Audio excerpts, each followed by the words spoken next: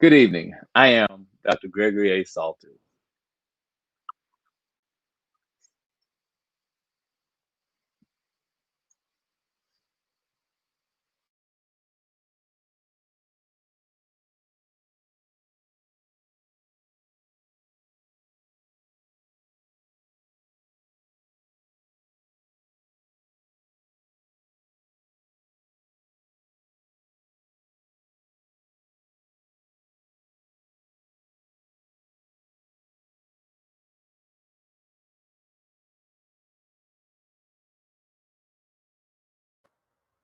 Good evening. How are you doing? I'm Dr. Gregory Salter, and we will be discussing tonight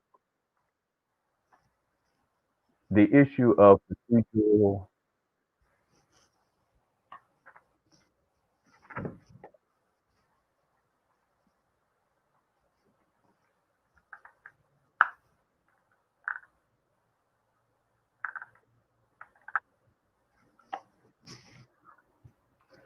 Have you ever been in a situation where everything seemed to be going well, but the outcome was fine?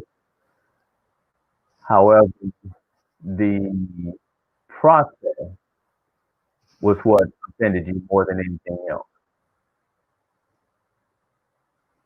And when you look at it, you say that the outcome was not bad, but you just did not enjoy the process.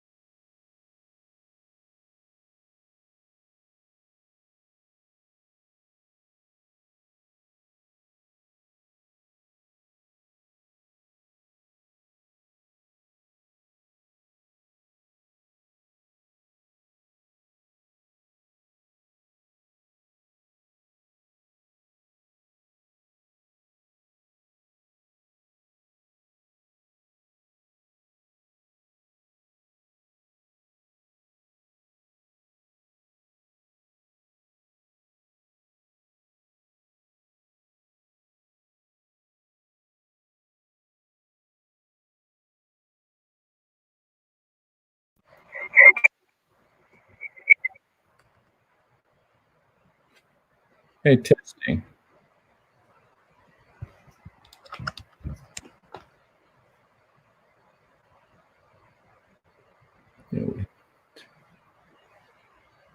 Okay. How is the audio now? Can you hear me this evening?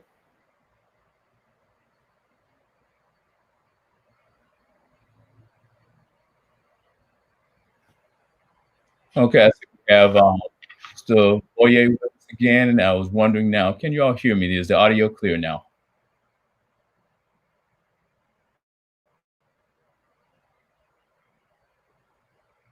Great. I greatly appreciate you all's feedback because I was going through those small technical difficulties, but it's one of the things whenever you're doing things right, something's going to come in there and try to make things happen.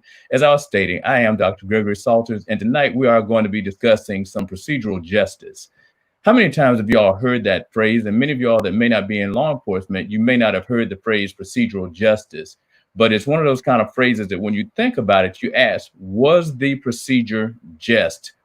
How many times have you all been involved in an incident? And we'll use the incident from a law enforcement standpoint, to where perhaps a law enforcement officer stopped you when you were driving and they said you were speeding. And during the conversation, they didn't treat you as well as you felt you should have been treated. And then they berate you a little bit more. They aren't as professional as you think that they should be. And then they say you can go and they don't give you a ticket. Are you upset more because of the way they treated you and you wish they would have given you a citation? or are you just glad that you didn't get a ticket? A lot of times when we do things as individuals, I don't know whether you all have done it, but I know I have done some things and I've learned to grow through a leadership process and maturity is sometimes I would do things and it would make people feel very small just by the way I treated them. It wasn't the outcome of what happened. It was how I treated them in the process, the actual procedure.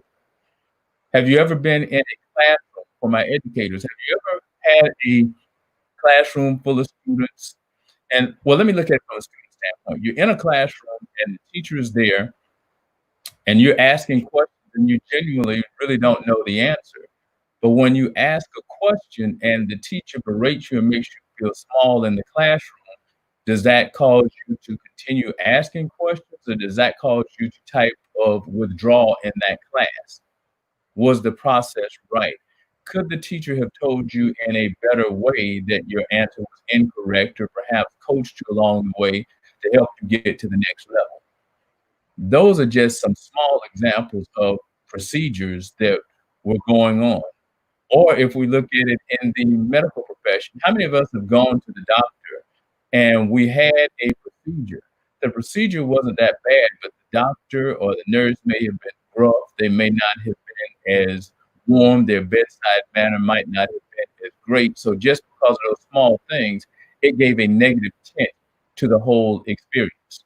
So as we talk tonight, I want you to think about a procedural justice moment whichever side of it that you are on. And as the title of it says, this is procedural justice part one, because there's so many parts to procedural justice. And when you actually look at it, it came from COPS and the Department of Justice has it out there. And the four tenets to the pillars of procedural justice, you might need to jot these down. There's four tenets. Fairness is number one. So was the process fair? Number two, voice. Did you listen to the other person? Did you give them an opportunity to say whatever was on the mind so that you could make an informed decision or reply? Or were you merely just listening to respond? The next one that we talk about is transparency. Have any of you all been in a process and you kind of wonder what is going on? Was it really transparent? Whether it's a promotional process at work, or have you ever gone to a store and during busy times and you're just wondering, where is the line? What is the process? We're looking at transparency. Then another one that we look at is impartiality. So was the decision made impartial or was there some partiality that came into the process? And I say, Mr. McIntosh, you want to continue to ask to understand the thought process? That is great because a lot of times, if you don't fully understand, the more questions you ask, the deeper you can get. And a lot of times when I'm working with my clients, we're talking about finding their why or trying to find out what something happened. Many times I like to go, what I say is like 5 levels deep. It's kind of like peeling back that onion. So if someone says that they, for instance, want to be an engineer and are dealing with college students, you want to be an engineer. Okay, why do you want to be an engineer? Most times you find that first level is because someone that they know or that they were close to were in that field. Then you can start getting back to what they enjoy and so on and so forth. The same thing happens when we're having procedures that are going on with other individuals. Because as a law enforcement officer, when we look at procedural justice, that is one thing that a lot of people really have not gotten into it as deeply as I think we should. I think we look at it at a surface level and think about procedural justice as merely when we're having an encounter with the public or when we're dealing with something with the public and we don't really look at it all the way around. Procedural justice deals with how we deal with the public. It also has a second piece of how we deal with our organization, our management structure, and everything like that. Because if your organization isn't procedurally just, how do you expect the individuals that work within the organization to treat the public procedurally just if they aren't being treated justly inside the organization? And that part two of the organization is what we're going to talk about next week, how we get into that and go through some processes and things that we have had there. So now when we're talking about procedural justice, I want to talk about the issue of voice. When we look at everything that's been happening in our community, and if you look at what's happening with the Black and brown community and the unrest that we're having with between law enforcement, Haven't we noticed that most times when we talk about the protest, the legal protest, not the looting and that type of illegal activity, just the exercising of their rights to hear our voice, aren't many individuals saying, we just want you to hear our voice and understand what has been going on? And when you look at it, when you see what it is that George Floyd, his untimely death, and what we're looking at, by that being video, that allowed the voice of many to be heard, that allowed the voice of some to be shown. Because if a picture is worth 1,000 words, what is the video really worth? So now that people's voices are being heard, they're having people actually wanting to share what their experiences are. How many times have you been in a situation where you knew you could add some value to the situation, but because you don't feel as though your voice would be valued and people would discount it, you do not let people hear that voice? Does that help us engage with our communities? No. Does it help our organizations grow? No. And when we talk about diversity, many times people think of diversity just by the color of one's skin tone. I will submit to you that diversity is much deeper than just skin tone. You need to have the voice of very different people from their very background so that we can make informed decisions for our diverse communities. Many times when you hear things, I've been out there and I've been talking to people, and think about it. As long as we've lived, have you ever been in an organization or have you ever been in a group where someone says something like, wow, I never really thought about it in that way? That is the benefit of giving that voice to individuals, because more heads are better than one. So if in fact your organization, we say that our law enforcement agencies are out there to get down crime and to improve our communities. That's basically what it is in any organization, and it's through partnerships. You have those other things thrown in. But how in the world can we get down crime and improve our neighborhood if we're not listening to the voice of our community to deal with that? All my law enforcement professionals that are on this um, call and are listening to it tonight, you understand we cannot solve crime if we do not have the input of the community. That is a fallacy. And you'll find out that the best officers, best detectives, best supervisors that you have are very connected to the community. They listen to the community speaks to them, and they act based on what the community has provided them. And therefore, they are your most successful law enforcement professionals. Just as when you go into education, when you find a teacher who has fully engaged and listened to their students, that teacher is able to connect with that student's family, and it just grows. And when you look at it from an educational standpoint, you'll hear them talk about the social emotional learning where they're dealing with the entire student and their entire life. But how do you get to know about that student and their entire life? By giving them voice and not shutting them off. How many of you all in this video and through this discussion can remember a time in your life to where there was someone that did not give you voice and tried to shut you down? How did that impact you? Many times it impacts us forever, and things come back. We have little triggers, and it just depends on how you respond to it and how we move forward.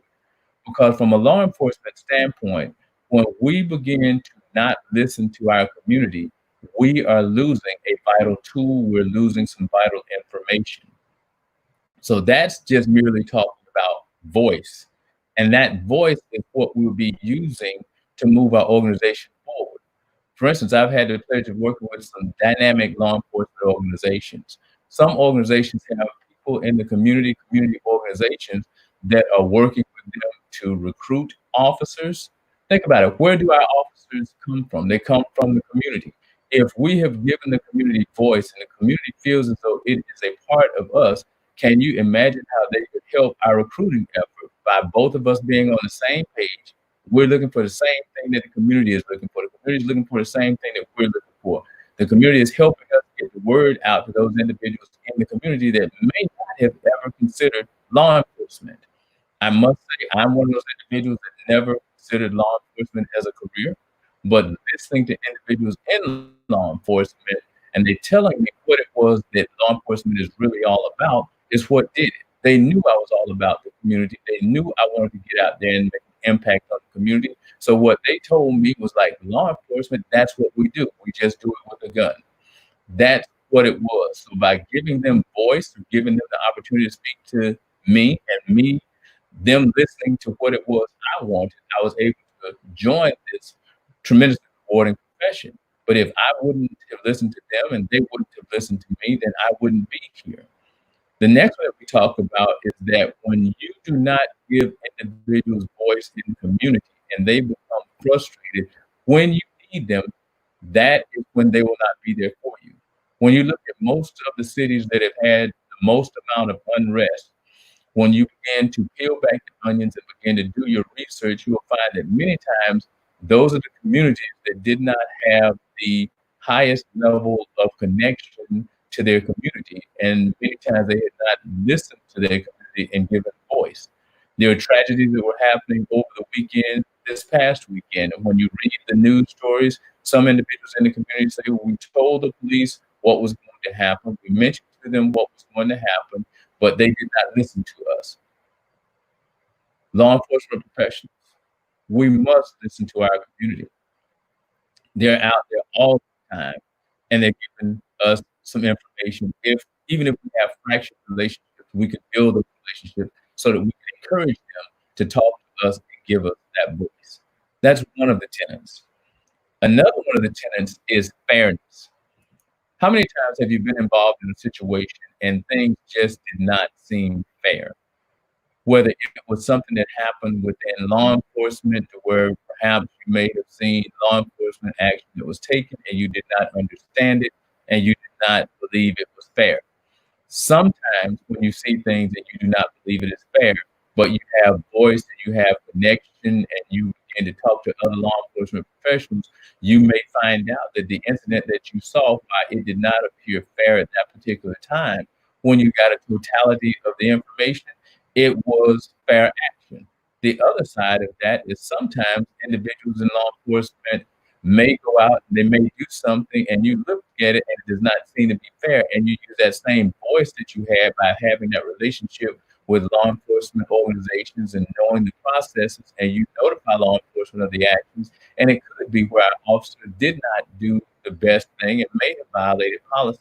But again, it goes back to the voice that you have had. It goes back to the engagement that occurred before the incident blew up, before the incident was out of control.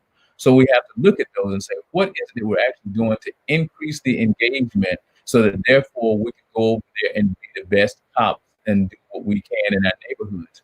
Because one thing I found out that is a common thing in the neighborhoods is every neighborhood wants to reduce crime and enjoy an outstanding standard of living. That's it. Reduce crime and reduce the fear of crime. So as law enforcement officers, that is what we need to do. And I believe by using procedural justice, that will also help us move further along. Fairness.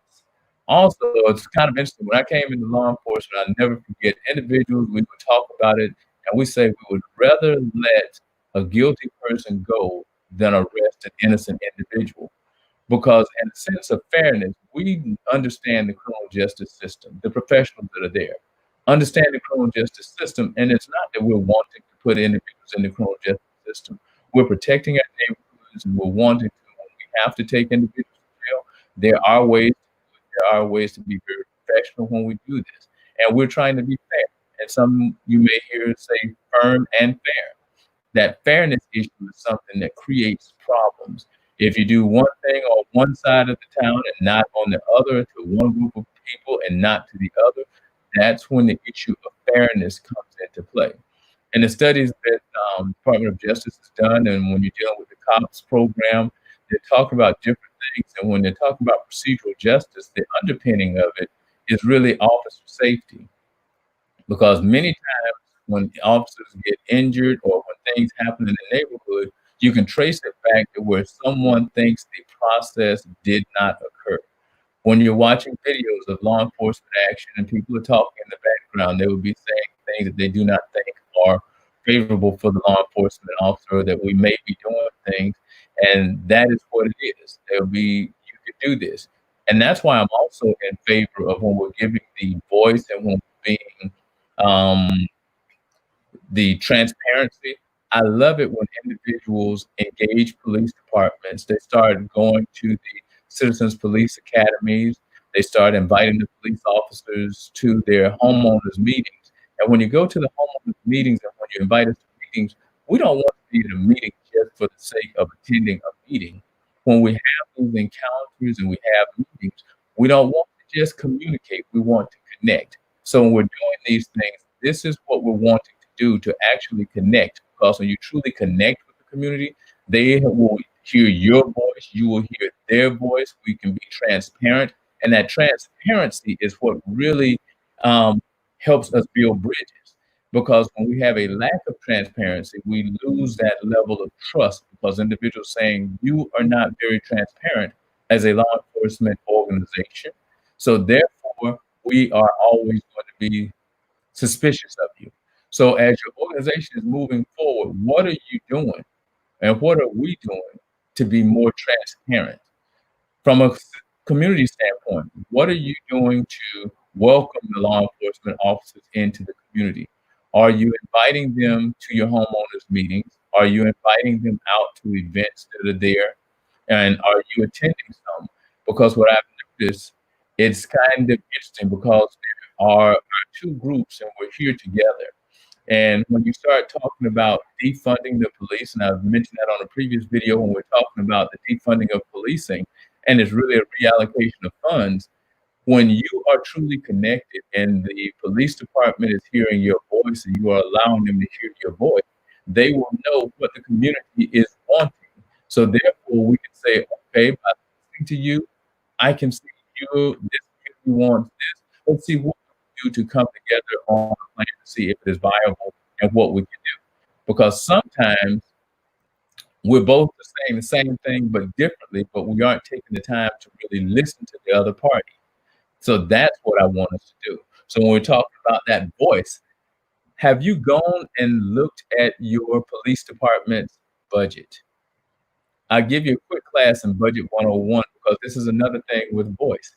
Because do you realize that the budget that you're having had to be voted on by your governing body, whether it's your commission, whether it's the county commission, somebody has to vote on that budget. Were you present at the budget hearings? Are you engaged with the police department during the year? So there may be things that are going on that you say this would be something that the police department should do, should be able to deal with. Also, in some cities, you'll have organizations that are supporting the police department, and they will be gathering funds, and they will be supporting things. I know at my agency, at one time we were looking at getting rid of the mounted unit because of budgetary reasons. The community loved the mounted unit so much. Community came in, they heard our voice. We knew what they wanted. They came in and basically assisted us with the funding so that we could keep that unit. But if we had not been engaged and had not been listening to each other, that would have been a missed opportunity.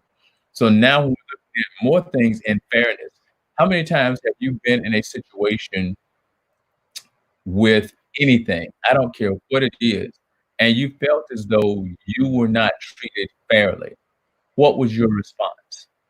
So if it is your community, I know I've dealt with some communities, and it's really interesting when you deal with different communities. Some communities are over-policed, and a lot of times that's due to the statistics that you have there. So if you're living in a neighborhood that has a high rate of burglaries and high rate of crime, that means we're gonna be more officers sent there because we're trying to keep down the crime, and many times you're calling and asking for that. Where other communities that don't have it, I've been in those communities, and they're saying we never see the police. And it's really kind of interesting when you have different people's perspectives. And in some neighborhoods, they say we pay the same taxes and more taxes than other people. How come we can't have a police officer driving down the street with us? Then we start talking about fairness. We're here to make sure that our cities, our municipalities, our streets and communities are crime is down, the perception of crime is down, and we're building bridges. So it is definitely a balancing act, and it does come into an issue of fairness because if there's anybody or any community that does not feel as though that they're being treated fairly, they will begin to ask questions. Now you ask, how do they know whether or not they're treated fairly? A lot of that deals with the interaction that you have with individuals. Because when you have that interaction with individuals, then that's an open dialogue. They know what's going on in the police department. You know what's going on with them. And I see Nadia Assad, thank you for joining us this evening, Nadia. I see Cindy Lamar, thank you for the congratulations on the promotion. Yes, I was. Those that may have heard, it is true. I was recently promoted to the interim assistant chief of police at Fort Lauderdale Police Department. So I'm looking forward to serving our community in this capacity and continuing to build some bridges. So now we're looking at it from an impartiality standpoint. Are we really impartial when we're out doing our jobs, or are we really partial to those individuals that we know? Because many times, if you're in a situation and individuals are being impartial and you are the benefactor of that, you may not see or understand it.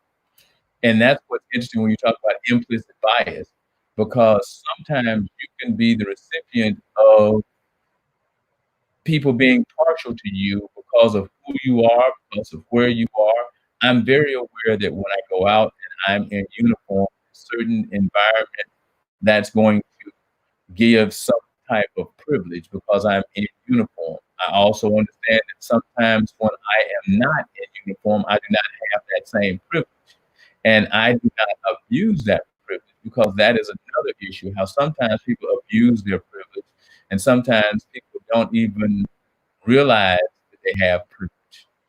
How many times have you all gone out there and people have done things, and it could even be just because you have on a shirt. It might be your college shirt, your high school shirt, or some other type of insignia. It might be a fraternity shirt. I'm about to sometimes I have on a shirt, and brothers will recognize me, or those that think highly or think well of the organization will just say hi to you because of what you're representing in that outfit, the uniform. That can be some issues of impartiality. Because one of the things that I dealt with also in traveling and dealing with organizations, and you deal with it when you talk about nepotism that comes into organizations, and some organizations even have nepotism policies about what it is that you can and cannot do because they're trying to keep down the issue of impartiality, or trying to make sure that their organization remains impartial. Because when you're not there, again, that's one of those pillars that if we don't follow these pillars of procedural justice, it can create issues. When you're talking about things of an officer safety issue in the community, as you can tell, when you go to a call, if you've ever gone to a call, and it can even be something like an accident, going to an accident, which person do you talk to first? Because sometimes who you talk to first gives the other one an impression of you being impartial, particularly if you go up to an accident scene and it's one of your friends and you start having a cordial conversation with them. Now that's making the other driver feel as though this is not going to be an impartial investigation. This is going to be very partial, and I don't really have a chance of success with this one. Again, that's what creates problems. That goes back. Was that procedure just, or was there some issues with that procedure? And the other one that we deal with is we've talked about fairness, we've talked about transparency, we've talked about voice, and we're talking about impartiality. These four things that you talk about a procedurally just organization will definitely help you keep your officers safe, because one of the things that we look at, and I've mentioned it, if you've ever worked on patrol and you've been out there in the streets and you have worked, particularly if it's on working events with crowds, this type thing, if you're out there and the crowd believes you are doing something that is, you're not being fair, you aren't giving them voice, and the other tenants that are there, that is one thing that can kind of incite your crowd and cause issues. So now we're looking at, with all this information on procedural justice, what is it that we should do with the information to move our organizations forward? Because what we've done right now is we have defined it.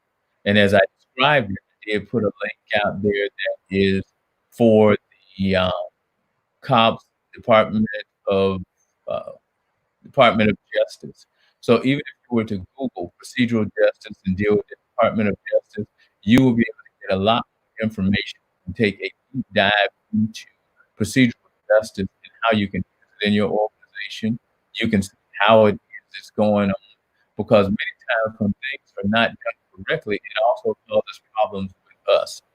And when you look at it, even along with other organizations, they will tell you a lot of times the stress issues and the reason that individuals leave the organization isn't so much the outside pressure, but a lot of times it is the inside pressure, the politics and everything inside the organization. And that's why I want to deal with that in a separate discussion. We'll do that one next. Talk about inside the organization.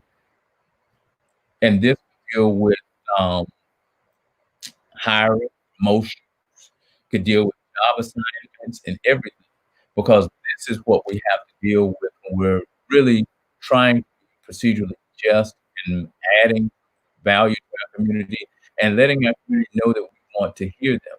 Because when you start increasing the voice of the community, you will be getting more information to make sound decisions within your organization, ranging from budget, ranging from um, personnel assignments, and overall improvement of the organization. So as we've stated, let me just go down these and put in some action steps that we can do. So voice, let's start reaching out and engaging our community. Many times you'll find out that everybody in your community does not get contacted in the same way. Friends of mine were talking about social media.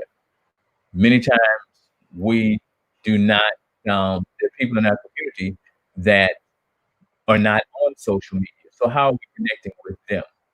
Are we going door to door, or we're dealing with COVID right now? Are we going to snail mail, or what are we doing to actually get the information to those individuals in our community that may not have the means to have the electronics and the social media as the other? So we have to get their voice. The other one that we want to talk about is transparency. What are we doing to be transparent? Are we inviting the organization in? Are we talking to them, explaining to them, and opening ourselves up so that they can understand and see what it is that we are going through in our organization?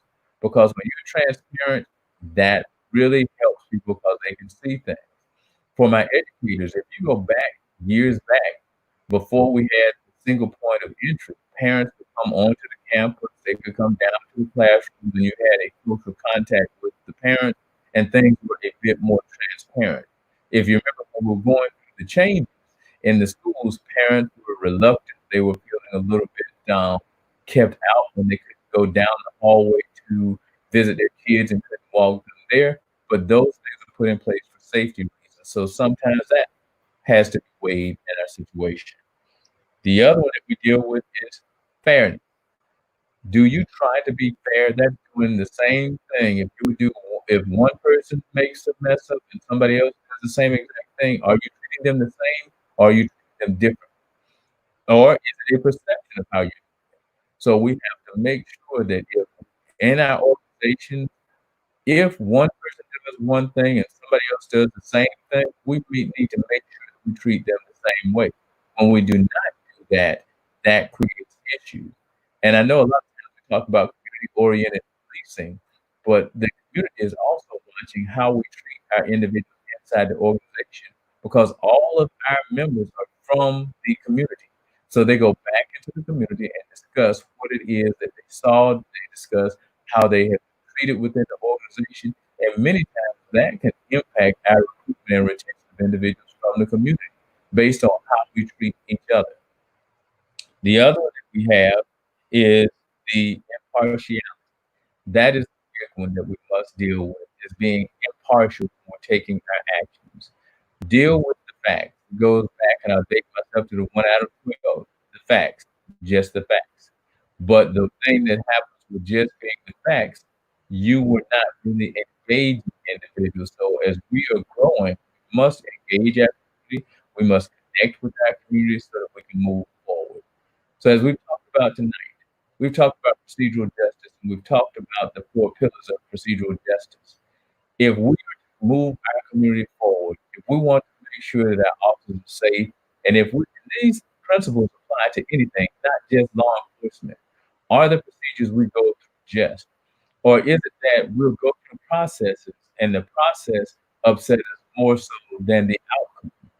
Would you really care if you didn't get a ticket if the officer berated? So sometimes people might say, yes, I am berating them. I'm not being as professional as I should. They should be thankful they didn't get a ticket. You're like, I would rather have a ticket than deal with the other issue. So we need to look at ourselves. We need to look within our organization. We need to examine ourselves.